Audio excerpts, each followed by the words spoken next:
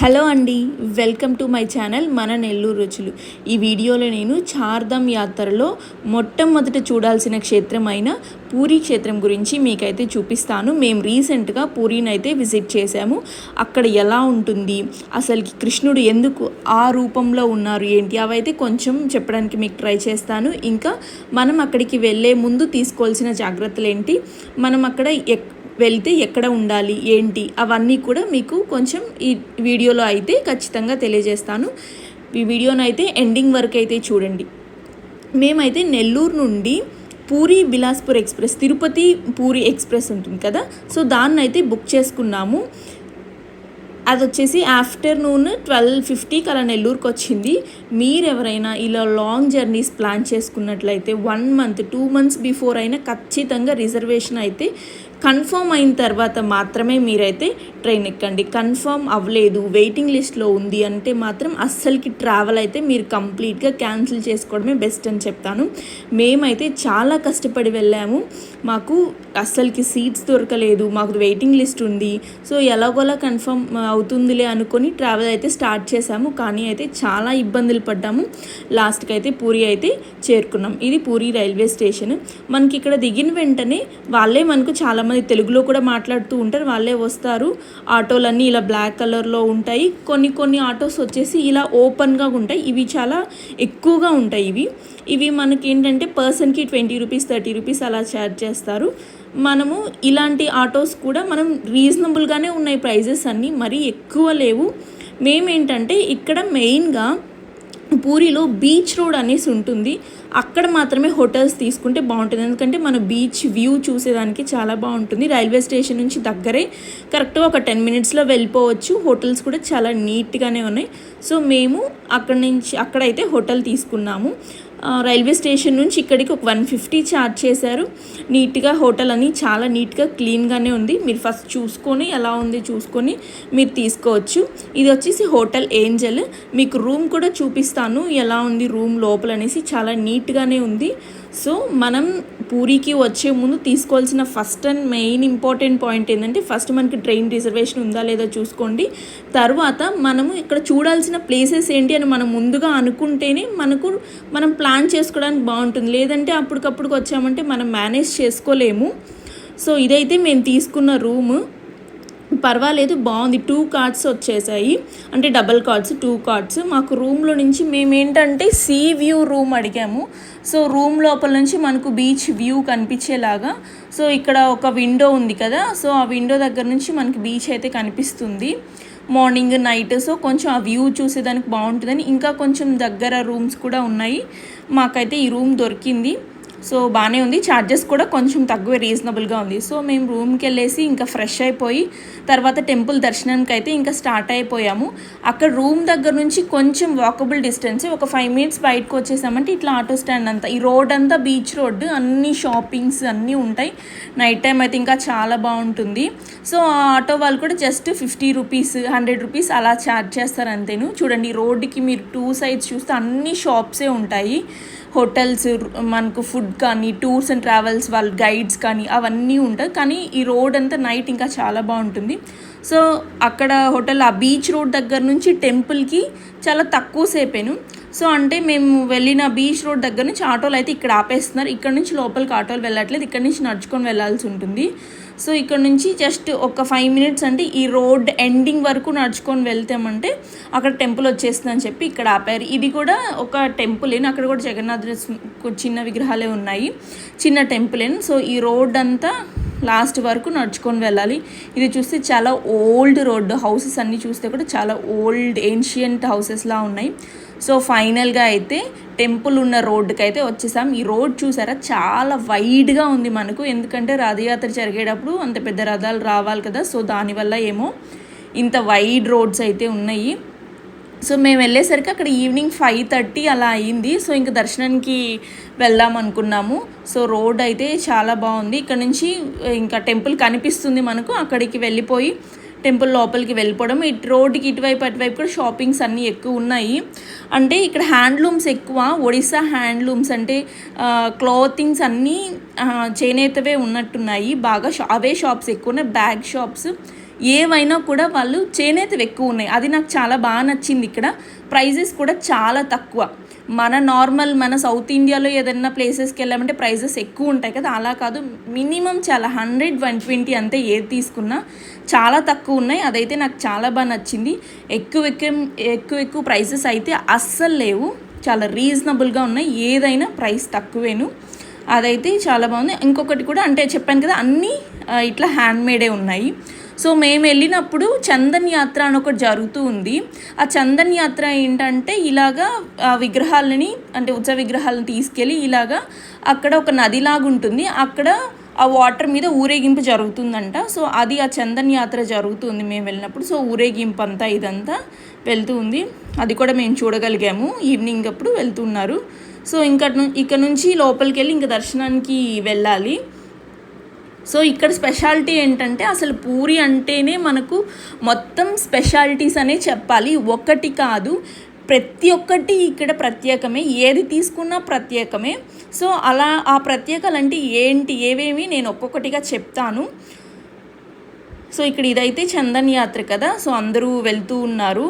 అక్కడి నుంచి వెళ్ళి అక్కడ వాటర్ దగ్గరికి కూడా వెళ్ళొచ్చు అని చెప్పారు. ఇంకా మేము దర్శనానికి వెళ్తామని దర్శనానికి అయితే రెడీ అవుతున్నాము. వెళ్ళే దారిలో పక్కనే మనము జగన్నాథ్ రథయాత్ర జరుగుతుంది కదా, అంటే జూన్లో రథయాత్ర, June 27 అలాగ రథయాత్ర కోసము ఈ రథాలన్నీ తయారు చేస్తూ ఉన్నారు, చెక్కుతూ ఉన్నారు. చూడండి, అదే వీళ్ళంతా ఇక్కడ రథయాత్ర కోసం ఆ రథాలన్నీ చెక్కుతున్నారు. సో తెలుసు కదా, ఇది మన ఇండియాలోనే ఎక్కువ మంది వచ్చే రథయాత్ర ఇది. సో 3 రథాలు అయితే తయారు చేస్తారు, జగన్నాథుడికి, బలభద్రుడికి, సుభద్రాదేవికి ఈ 3 రథాలు చేస్తారు కదా. ఆ 3 రథాలు అయితే అక్కడ చెక్కుతున్నారు. అదైతే మేము చూసాము. వాళ్ళందరూ అంటే మనకు అక్షయ తృతీయ వచ్చిన రోజు నుంచి స్టార్ట్ చేస్తారు అది. ఇంకా రథయాత్రకి June 27 అంతా అవంతా రెడీ అయిపోతాయి. ఇంకా మేము ఇలా దర్శనానికి వెళ్తూ ఉన్నాము. అక్కడ ఏంటంటే ఈ దర్శనం స్పెషాలిటీ, నేను స్పెషాలిటీ అని చెప్పాను కదా, ఏంటంటే మీకు ఒక ఫస్ట్ స్పెషాలిటీ చెప్తాను చూడండి. ఇక్కడ మనకు టికెట్స్ ఉండవు. మనం ఏ గుడికి వెళ్ళినా మన సౌత్ ఇండియాలో కానీ నార్మల్గా ఎక్కడైనా ఏ గుళ్ళకి వెళ్ళినా కూడా అంటే 100 రూపీస్ టికెట్స్ ఉండొచ్చు, ఫ్రీ దర్శనం ఉండొచ్చు, లేదా 1000 ఉండొచ్చు, అలా ఉంటాయి కదా. అలా ఇక్కడ మనీ కట్టి దర్శనానికి వెళ్ళేదే లేదు, ఫ్రీ, ఎవరైనా ఫ్రీగా వెళ్ళడమే. బయట మాత్రమే క్యూస్ ఉంటాయి, లోపల అయితే అస్సలు క్యూ అనేది ఉండదు. అది మనకు నచ్చదు. ఎందుకంటే మన టెంపుల్స్లో అంతా కొంచెం రిస్ట్రిక్టెడ్గా క్యూలో నీట్గా మేనేజ్ చేసి పోలీసులు అంతా నీట్గా జాగ్రత్తగా తీసుకెళ్తారు కదా, అదైతే మీరు అస్సలు ఎక్స్పెక్ట్ చేయొద్దు. అలా అంతా అసలు ఉండదు. బయట వరకే కొంచెం క్యూ ఉంటుంది, లోపలికి ఎంటర్ అయిన వెంటనే మొత్తం వదిలేస్తారు. చాలా రష్ అయిపోతుంది, అందరూ తొక్కుంటా వెళ్ళాల్సింది. అది కొంచెం నాకు బాధ అనిపించింది, మిగతాదంతా హ్యాపీయే. ఇంకా మనం గుడి దగ్గరికి వెళ్ళిన వెంటనే ఇంకొక ఇక్కడ రెండో స్పెషాలిటీ ఏంటంటే ఆ గుడి పైన మనకు ఒక జెండా అయితే, ఫ్లాగ్ అయితే కనిపిస్తుంది. ఆ ఫ్లాగ్ను చూస్తే చాలు మనసు అంత ప్రశాంతంగా అయిపోతుంది. సో ఆ ఫ్లాగ్ ఇది కూడా చాలా ప్రత్యేకం. ఏంటంటే ప్రతిరోజు ఈ ఫ్లాగ్ని అయితే చేంజ్ చేస్తారు. ఇక్కడ మీరు చూస్తున్నారు కదా, నేను చూపిస్తున్నాను చూడండి వీడియోలో. వీళ్ళు ఒక అతను పైకి వెళ్ళి అక్కడ ఆ ఫ్లాగ్స్ అన్నీ ప్రతిరోజు, అది ఎండైనా వానైనా ఖచ్చితంగా ఆ ఫ్లాగ్ని అయితే చేంజ్ చేస్తారు. ఆ ఫ్లాగ్ చేంజ్ చూడడం కూడా ఒక అదృష్టమేను. మనకు చాలా బాగా అనిపిస్తుంది ఆ ఫ్లాగ్ని అక్కడ అది చూసే కొద్దీ మనకు మనసు అంత ప్రశాంతంగా అంత డివైన్గా అనిపిస్తుంది. ఆ ఫీలింగ్ మనకు అక్కడ వెళ్తేనే మనం అది ఖచ్చితంగా ఫీల్ అవ్వచ్చు, అంత బాగుంటుంది. అందులో ఈ ఫ్లాగ్ ఒక స్పెషాలిటీ ఏంటంటే మనకు గాలికి ఆపోజిట్ డైరెక్షన్లోనే ఇది ఫ్లై అవుతూ ఉంటుంది.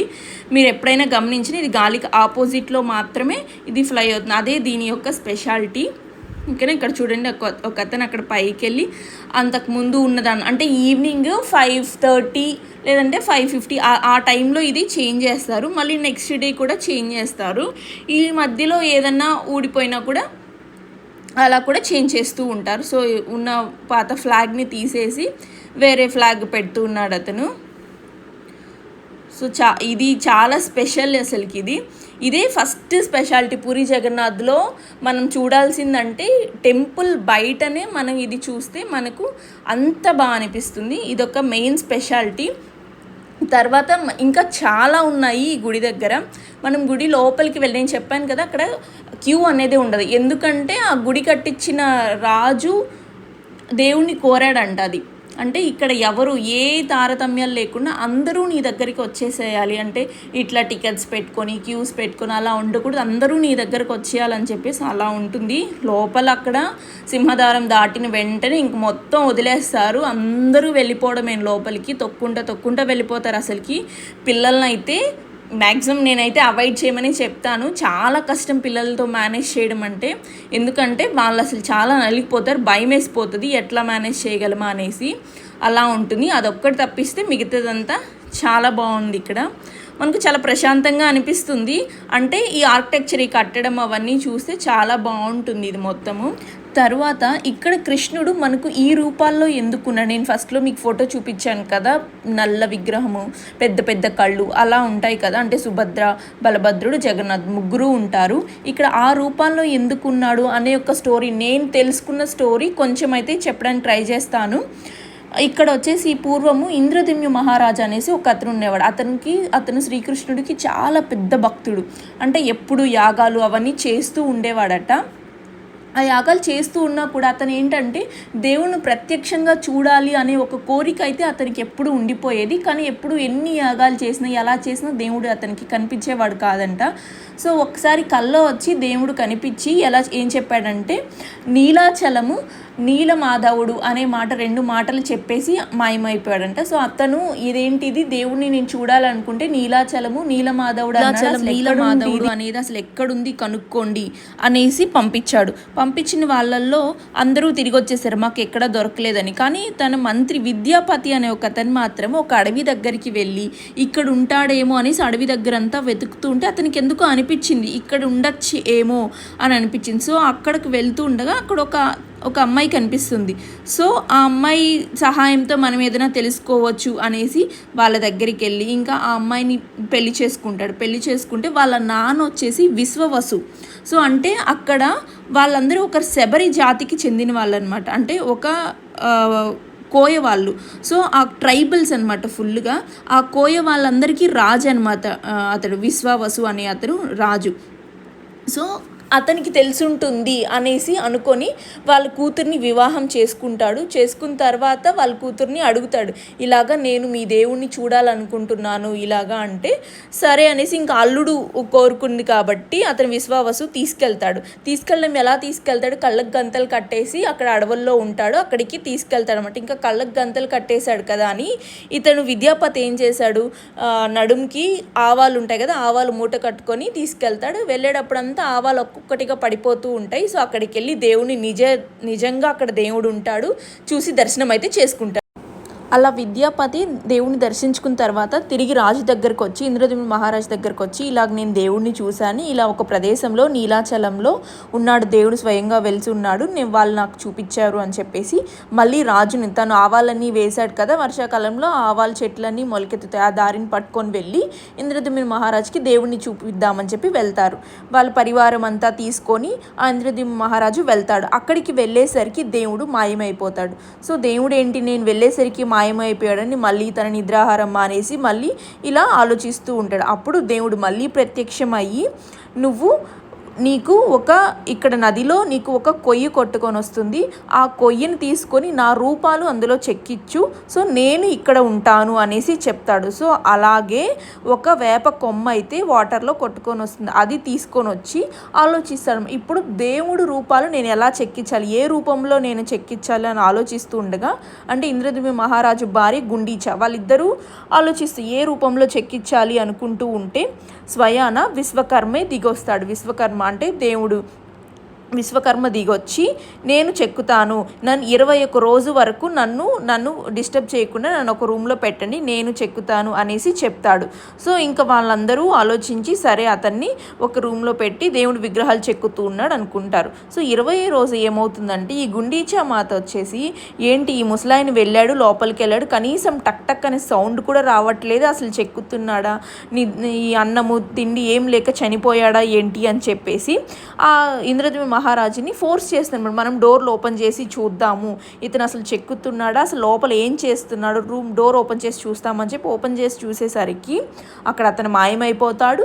ఆ చెక్కే విగ్రహాలు కూడా సగం సగం ఉండిపోతాయి, అంటే పెద్ద పెద్ద కళ్ళు, మొహం వరకే ఉండి చేతులు ఫుల్గా ఉండవు, అలా సగం సగం విగ్రహాలే ఉండిపోతాయి. ఇంకా అయ్యో మనం తప్పు చేసామే, ఇలాగ డోర్లు ఓపెన్ చేసేసామే అనేసి మళ్ళీ బాధపడుతుంటే మళ్ళీ దేవుడు తనకి వచ్చి కలలో వచ్చి నేను ఈ రూపాల్లోనే ఇక్కడ పూజింపబడతాను అనేసి చెప్తాడు. సో అందుకనేసి మనకు పూరి జగన్నాథ్లో విగ్రహాలు వచ్చేసి పెద్ద పెద్ద, అంటే తల వరకే ఉండి ఫుల్గా కింద కాళ్ళు అసలు ఉండవు, చేతులు కూడా సగం సగం చేతులే ఉంటాయి. సో అలాగా ఆ రూపంలోనే ఇక్కడ దేవుడు అనేది శ్రీకృష్ణుడు మనకు దర్శనం అయితే ఇస్తాడు. ఇక్కడ జగన్నాథుడు, బలభద్రుడు, సుభద్రాదేవి వాళ్ళ ముగ్గురు ఇక్కడ ఉంటారు. మళ్ళీ పక్కన ఒక సుదర్శనం కూడా ఉంటుంది.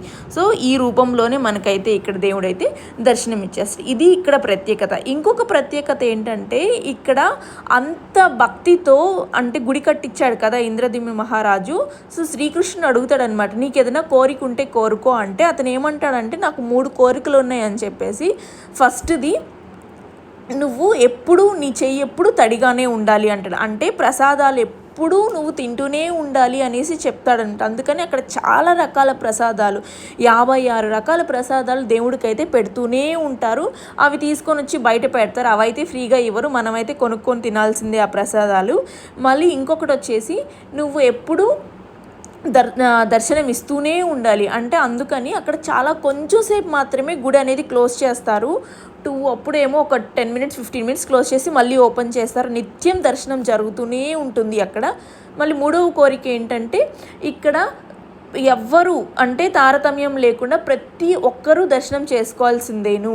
అంటే నువ్వు ఇప్పుడు ఫర్ ఎగ్జాంపుల్ మనకు అతను ఏమన్నాడంటే ఇంద్రద్యుమ్న మహారాజు, నా వంశము నిర్వంశం అయిపోవాలి అంటే ఇప్పుడు ఈ నేను కట్టించిన గుడి, ఇది మా తాత కట్టించిన గుడి, అలా ఉండకూడదు, ప్రతి ఒక్కరూ అందరూ జగన్నాథుడు నావాడే అనుకునేలాగా ఉండాలి ఇది అనేసి ఆ కోరిక కోరుకుంటాడు అనమాట. ఈ 3 కోరికల ప్రకారం అక్కడ జగన్నాథుడి దర్శనం అయితే మనకు జరుగుతుంది.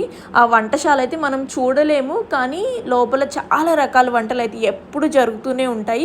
అవి తీసుకొని వచ్చి, ఇంకా ప్రత్యేకత ఏమిటంటే కుండల్లోనే వండుతారు, కొత్త కుండల్లో వండి తీసుకొని వచ్చి ఆ కుండల్లోనే ప్రసాదం అంతా పెడతారు. మనకు అక్కడ అన్ని మట్టి పాత్రలోనే దొరుకుతాయి. చాలా మనం బయట ప్రసాదం కొనుక్కోవాలన్నా మట్టి పాత్రలోనే మనకు ప్రసాదం అయితే దొరుకుతుంది. ఇది ఇంకొక విశేషం అక్కడ. ఇలాగా చాలా విశేషాలతో కూడుకున్న పూరి జగన్నాథ్ యాత్ర అయితే ఖచ్చితంగా మనం చేయాల్సింది. ఒక్కసారైనా ఆ జగన్నాథుని దర్శించుకోవడం చాలా అదృష్టం. జై జగన్నాథ్.